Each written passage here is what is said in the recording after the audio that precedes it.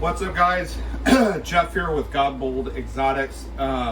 We are in my shed, which is next to my house. If it's kind of hard to hear, I apologize. I've got an AC unit right below where the camera is at. It's filming, but kind of a little bit of a piggyback off of my my video that I just put out is I do like tarantulas. I guess I consider myself more of a collector than I am anything else, but there's a couple species I would like to try my hand at breeding in the future. I don't know where it's going to go, but anyway, so I figured this is just kind of a short little episode.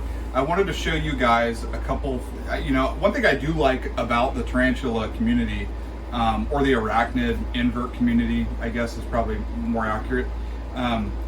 Folks are always looking for like do-it-yourself ideas, which granted, an animal that's like this big versus, a snake, it's a lot easier to come up with ideas. There's more options out there.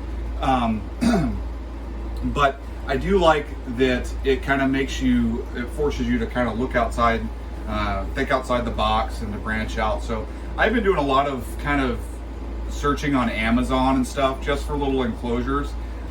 Most of what I keep is arboreal. So I do kind of worry about like front opening versus top opening cages.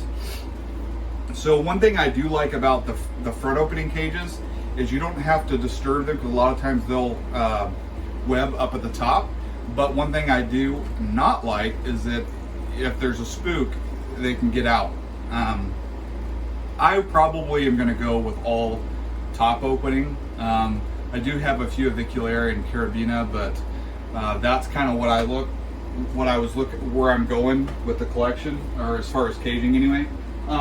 But I did buy these. I found these kind of off of Amazon. So I found a square one and a circular one. So this is the square. So these came in packs of 4. I don't know what the measurement is on these. I'm looking for here it is. I'm looking for my, so it's a 4-inch square, and these are 8 inches. So all you guys over across the pond, you'll have to convert that, because I'm bad enough with math here, so I won't be able to convert it to centimeters. But anyway, 4 inches, 4-inch square, and they're 8 inches tall. So I thought this would be pretty good for a juvenile. The one thing I don't like with these tops, now these came in packs of 4, and it was cheap. I mean, I think I paid like 15 bucks for the 4 of them. This comes off super easy. I have not used these yet, but this comes off super easy. So I'm thinking for an arboreal species, this may not be the right way to go. Maybe it is. I guess you could probably put a little piece of tape but then that's going to be a pain in the butt every time you have to open it. But I have a soldering iron somewhere in here. These are plastic, so they're a little harder to poke the holes in. So you'd have to use a soldering iron to poke, or unless you're like super skilled with a drill, I would crack them, putting too much pressure on it. But anyway, I got these. Thought maybe I'd try it, but maybe it's a better option for fossorial species. I don't know.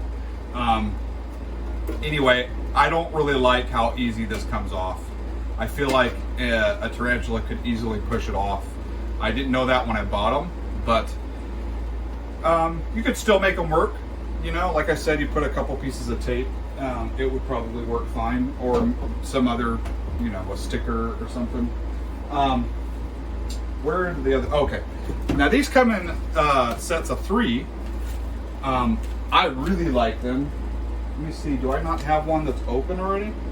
I know I have. Oh, okay. So I have 6 of these. So this is, I keep sitting stuff down. Okay, so first off, it's top opening like this. They are circular. And from what I've been read and been told and what I've seen, sometimes tarantulas will go freak out and they'll run around. So you do want to take that into consideration. But these are taller. So we are looking at, so these are 10 inches versus the 2-inch height for the other ones. And I think they're about the same width. Yeah, it's a 4-inch diameter. So same width, I guess, but they're circular instead of square. I like that the top is more secure on this.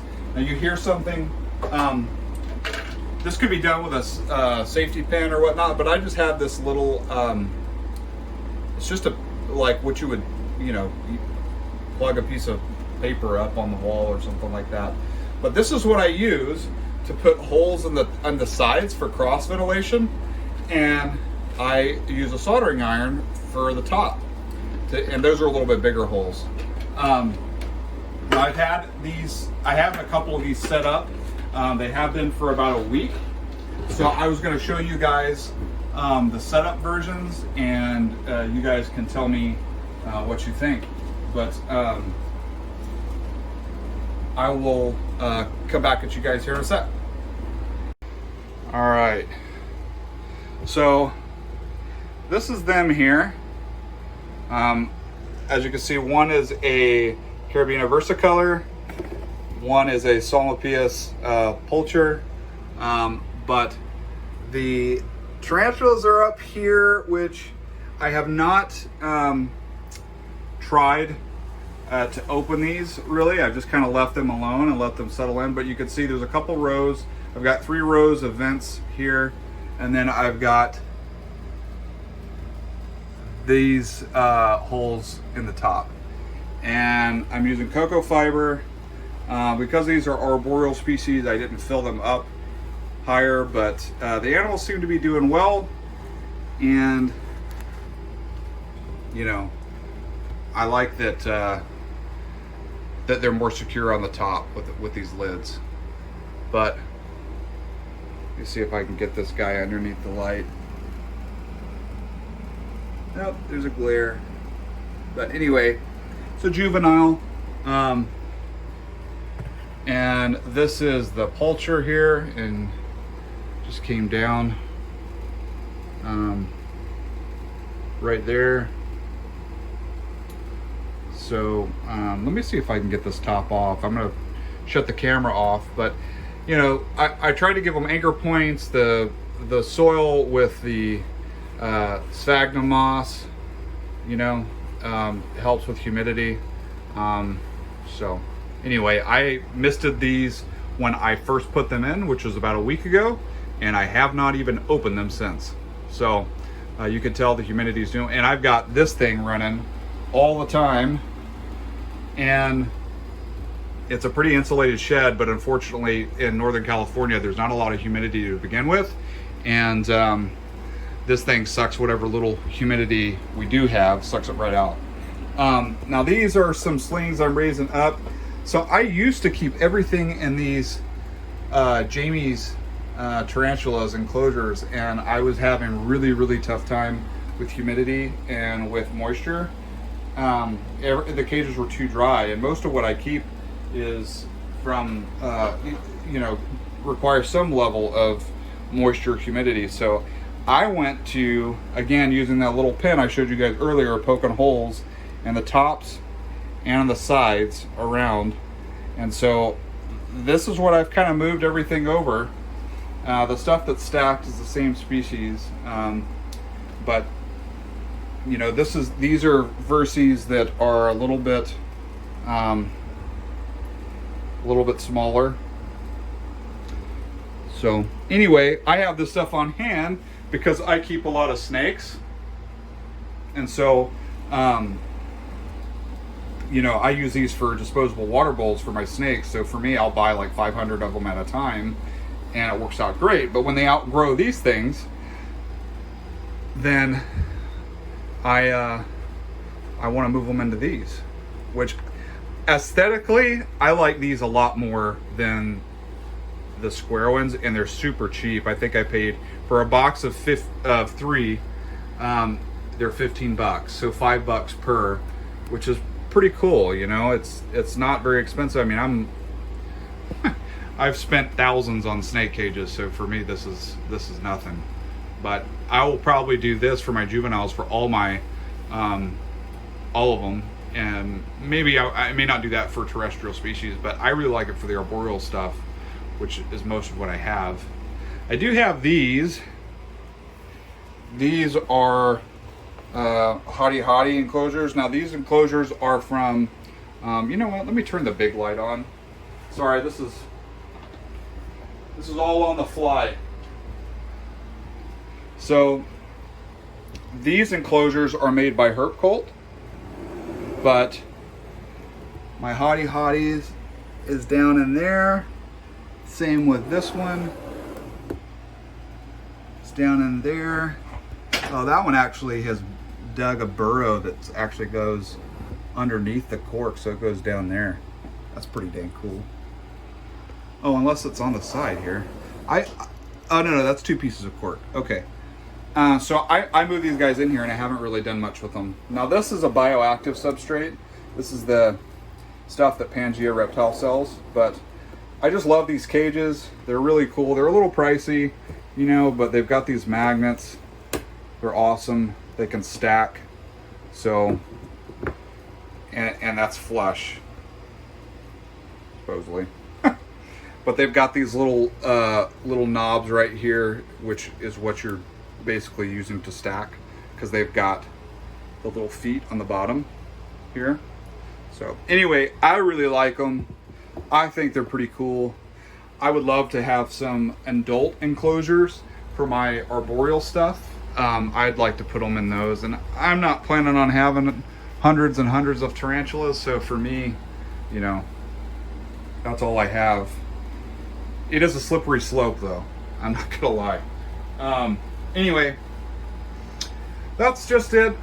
This entire area is gonna get changed because I've got cages. This is gonna have snakes, and they'll be up to about here, and I'll just have tarantulas across the top. That's kind of what I'm doing with this. But anyway, got some snakes in there, and I've got another bank of cages that's going to be all on this wall here.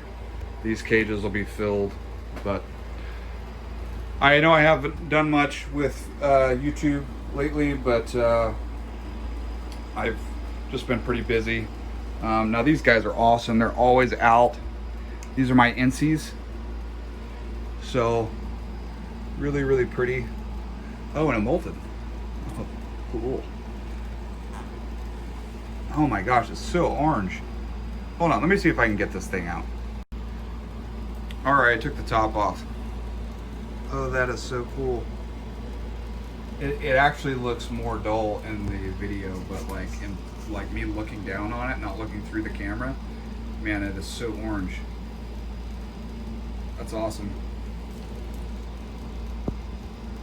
If I can get this. I'm trying not to mess your home up, buddy. I don't even know if it's a male or female. You guys that are really good at sexing stuff, you might be able to help me with that, but I have no way of knowing. All right, cool. Well,